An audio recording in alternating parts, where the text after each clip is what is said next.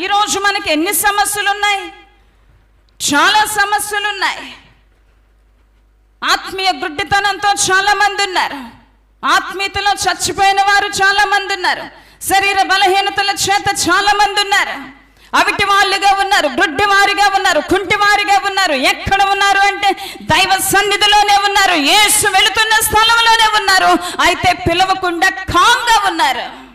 విడుదల ఎలా దొరుకుతుంది? మనకి స్వస్థత ఎలా వస్తుంది? సమస్యల్లోంచి ఎలా మనం విడిపించబడతాం?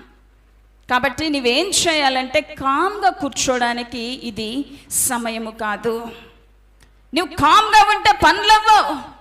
నువ్వు నెమ్మదిగా ఉండి ఏం పట్టించుకోనట్టుంటే నీ కుటుంబానికి కానీ నీ పిల్లలకు కానీ దేనిలో నుండి నీకు విడుదల కలగదు. దేవుడు ఏం చెప్తున్నాడంటే, ఆపత్కాలమున నీవు నన్ను గూర్చి మొరపెట్టుము, నేను నీకు ఉత్తరమిచ్చదను.